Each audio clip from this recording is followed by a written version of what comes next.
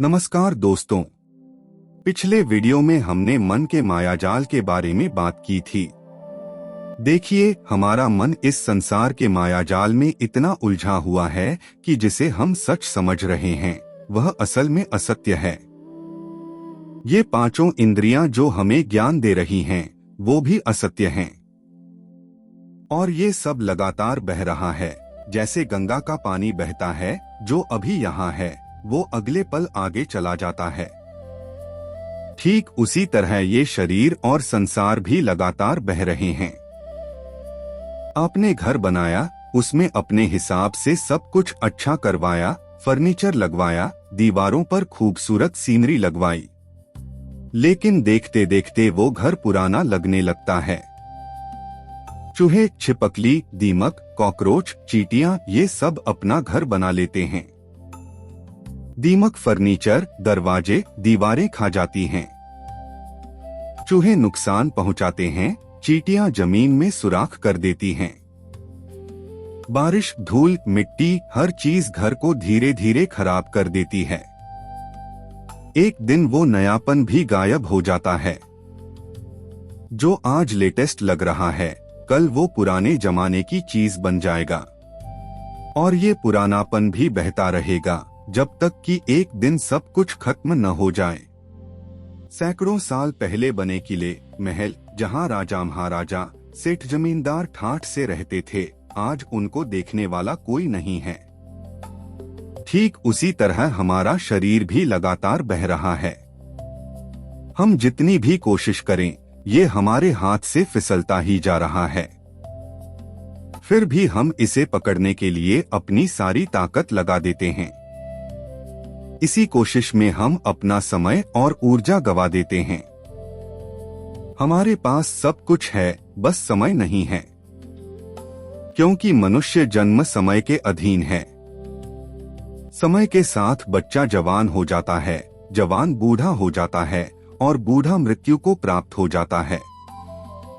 समय के साथ हम एक से अनेक बन सकते हैं, पैसा कमा सकते हैं, संसार में इज्जत पा सकते हैं।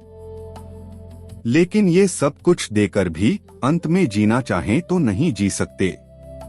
जिस पैसे को कमाने में, इज्जत को कमाने में, सामान बनाने में, शरीर को संभालने में, परिवार को संभालने में हमने अपनी जिंदगी का सारा समय लगा दिया, उस समय की हमने इज्जत नहीं की।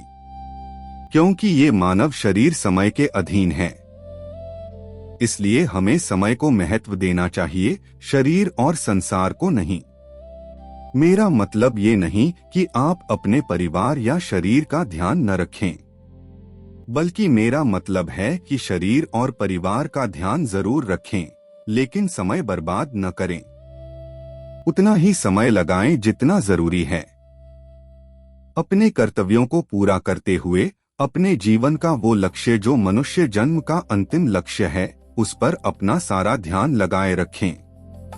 पुराने समय में गांव की औरतें कुएं से पानी भरकर घर लाती थीं। घड़ा सर पर रखा होता था, वो बातचीत भी करती थीं, लेकिन उनके मन का एक कोना हमेशा उस मटके पर रहता था कि कहीं वो नीचे न गिर जाए। आजकल हम गाड़ी चलाते हैं, बातचीत करते हैं, कोई सिगरेट पीता है, मोबाइल पर बात करता है, लेकिन हमारे मन का एक कोना हमेशा गाड़ी को संभालने में लगा रहता है। ठीक उसी तरह हमें अपने लक्ष्य को ध्यान में रखकर हर पल अपने लक्ष्य की ओर अपने मन का एक कोना लगाए रखना चाहिए। तभी हम इस जीवन का आध्यात्मिक लाभ भी ले सकेंगे और सांसारिक काम भी कर सकेंगे। हमारा लक्ष्य संसार नहीं, अपना कल्याण होना चाहिए।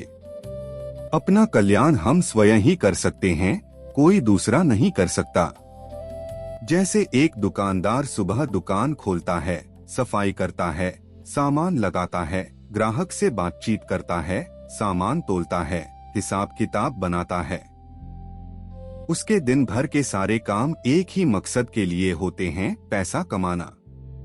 शाम को वो देखता है कि आज कितना कमाया।